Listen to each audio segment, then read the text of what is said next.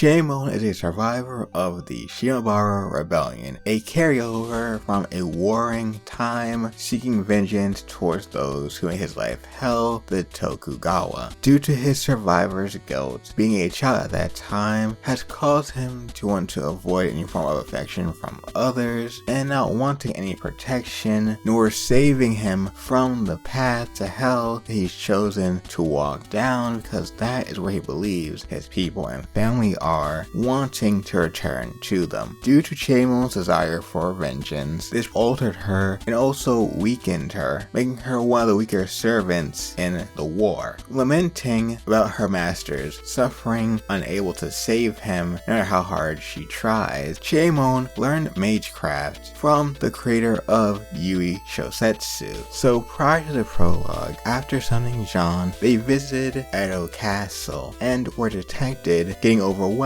They had no choice but to retreat, realizing now wasn't the best time, and they were determined to come back. Their first actual appearance in the story was when they interrupted the fight between Saber and Ryder. After exchanging some blows, they were forced to retreat after Jean took a weakened noble phantasm from Saber that Iori stopped before it can be fully unleashed. In the next battle that would come, Saber and Iori would be joined by Rogue Saber, whose job was to take out the evil ogre, that being Ryder, and by extension her cohort, that being Jean and Chiemon. The fight left with no real victor, and Saber would retreat to fight another day. So after the first encounter with Saber and Ryder, Jean and Chiemon would meet up with Yui and Ryder and form a temporary alliance after Chiemon mentioned the Shimabara rebellion, and thus this is where their first big plan to work together came into play. After finding out that the 15th servant summoned for the war was near Saber by Yui, they decided to kidnap them, kidnapping Kai, who was the vessel for said servant, and burning down Iori's house. This is also around the time that Tsuchimikado would try controlling other servants, rogue, and those with masters, but John was unaffected by this for some reason. After rescuing Kaya, Iori and Saber are confronted by a berserk rogue coup, and John steps in the way to give them time to escape to take on the rogue Lancer. When Yui and Ryder were making their play, making it look like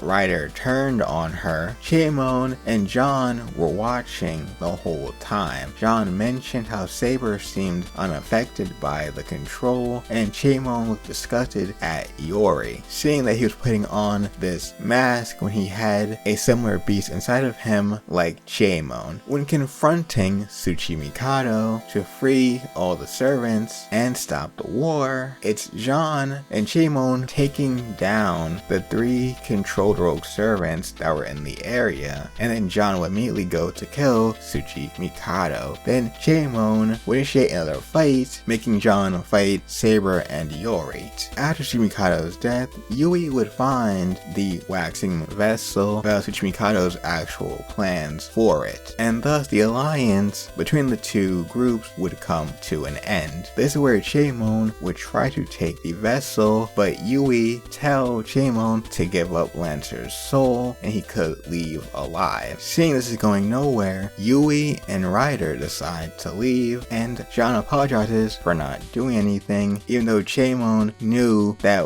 with whatever Ryder was, John would stand no chance against that. But after Ryder revealed that they were in fact Ushi Gozen and released their divine power, which was outside of Yui's predictions, feeling guilty about the chaos that she was about to bring about into the world, a temporary truce was put into play, where Yui, Chiemon, Jean, Saber, Iori, and Musashi worked together to weaken the ley lines so they could fight Ushi Gozen. Depending on the route that you choose to go on, after Chiemon and Jean play their part, Jean either gets shocked and her spirit origin gets weakened, telling Chiemon to go ahead, or they proceed to do what they must get the advantage over Iori, kidnap Kaya again. Once Iori has acquired the waxing moon vessel in the Tsuchimikado route, they end up using using Kaya as a hostage as well as a sacrifice for Chiemon's plan. During their final confrontation, Chiemon uses the 15th servant that is in Kaya as well as Lancer as sacrifices to become the Waxing Moon monster, opening a gate to hell, which would basically embody all the people of Shimabara who were killed. Chiemon's life would end at the hands of Saber and Iori during this route, reverting back to his human form, and in his last moments, seeing a glimpse of his people, finally able to return to them, having successfully opened the gate to hell and returning to them. In the stop assassin route, they also die at the hands of Iori, but only after Yui actually takes a hit for Iori, leaving Iori to act quickly in the moment, cutting Chiemon down. But if Iori chooses not to destroy the vessel, then he frightens Chiemon, forcing him to run away. This is where he would then run into Caster, and using the last of his power, he's able to vent his frustrations one last time to defeat him. Now, depending on what route you chose to go with, we either see Jean struggling to make her way to her master, fading away, or we see her carrying Kaya, realizing that her master is gone, leaving Kaya in the place in which she would fade, and the other ending, smiling happily as she fades away. In essence, Chiemon's desire for vengeance as a survivor led to him being unable to adapt to the new times of peace, choosing a more chaotic path where only death awaits him. He is so opposed to Iori because, as a fellow survivor of a warring time, left in an age of peace, of course under different circumstances, Iori chooses to somewhat adapt to the times and put on a mask, not showing his true face to those around him, while Chiemon shows us who he is inside and out from the offset. Although if you ask Iori why he does this, he may have a different answer for you, which you could check out in my Iori video.